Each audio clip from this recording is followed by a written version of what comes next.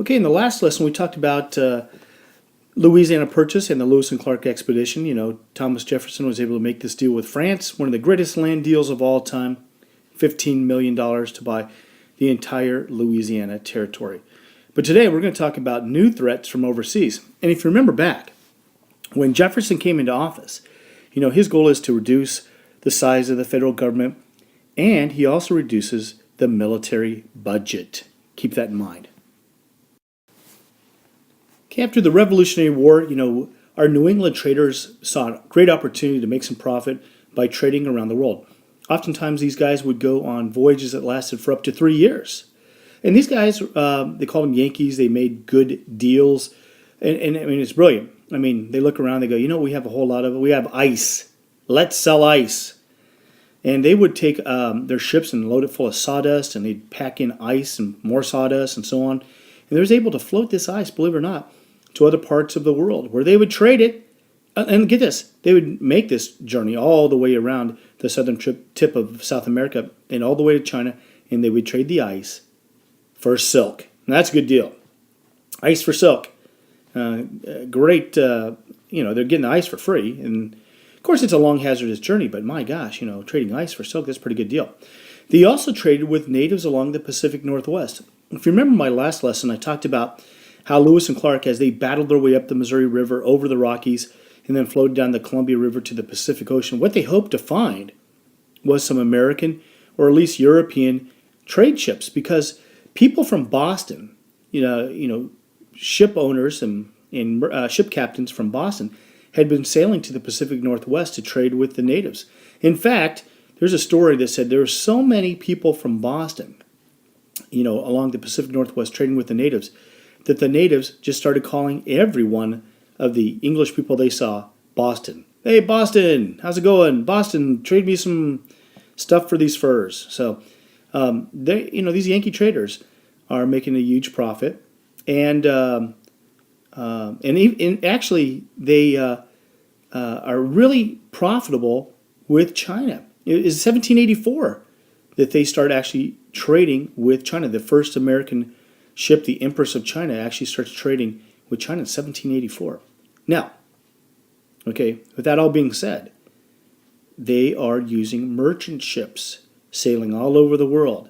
And if you remember, during the French Revolution, the British and the French, since we have declared neutrality, start seizing our ships. So that's what you need to remember.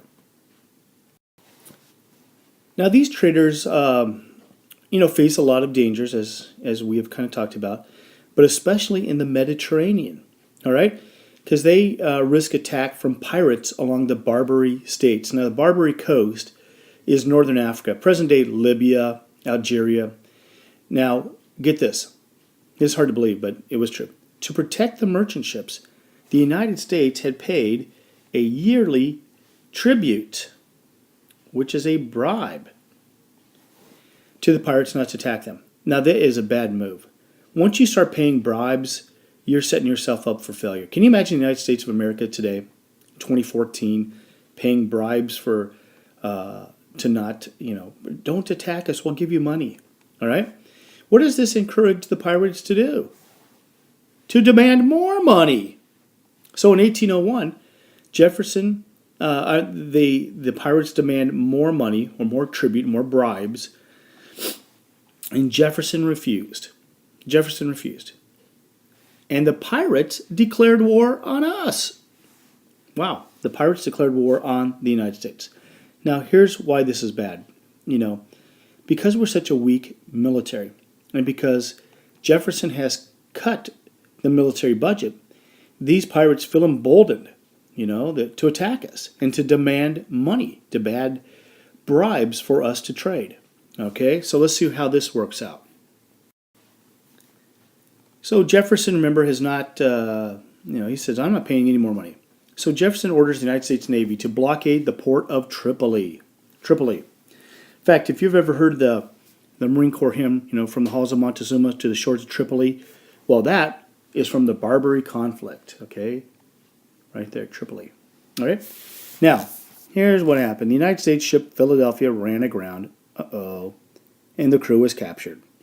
Now, the pirates see an opportunity, and they plan to use the ship kind of like a island against the United States. This ship is stuck on aground, but its cannons still work, so the pirates plan to use this ship that's stuck there as kind of a fortress against other U.S. shipping. Now, Stephen Decatur, Illinois is named after him, by the way, and his crew sailed into the port at night, and they burned down the ship. They burned down their own ship. They burned the United States ship, Philadelphia, down, so that the pirates can't use it against us. Then the Marines landed on the coast of Africa and marched 500 miles through the desert and defeated the pirates at Tripoli. Now that's where the Marines, remember, get their part of their Marine Corps hymn song. So military force is needed to be used and is successful. And guess what? 1805, the pirates promise not to attack us anymore. Okay? So that threat is overcome, the conflict with the Barbary pirates, but threats still exist. Okay, so Americans' neutrality is violated once again. You remember when the French are at war with Britain earlier? Britain had seized like 250 of our ships. We send John Jay over there to negotiate Jay's treaty, and they quit seizing our ships. And then the French started taking our ships. And, John Adams responds by building warships, frigates, and they quit. But guess what? Britain and France went to war again. Boy, all the time. Now, at first, again, because of our neutrality proclamation, we trade with both sides. And we make lots of money. Yeah, cash dollar. But this is going to upset both Britain and France again. And what is their response? They start seizing our ships again. Okay? Between 1805 and 1807, hundreds of our ships were captured. This is a violation of American neutrality. Can you imagine today, 2014, if somebody dared capture one of our American ships? Man, we would respond so quick militarily. They wouldn't even consider it. But what does this tell you about the state of America's defense in 1805? We're weak. We're weak. And we're getting picked on and bullied. And our neutrality is being violated. So, let's see what happens. Now, Britain is in desperate need for sailors. So they start forcing our sailors to serve in the British Navy. This is called impressment. Now, remember there had been quite a few people from Britain who had immigrated to the United States and became citizens. And, they're patriotic and they serve in the military and the Navy in particular. So these British would, naval ships would stop our ships. They would then board them, and they would start searching for sailors. If you had a British accent or they found out you were born in London or Liverpool or wherever, they would take you.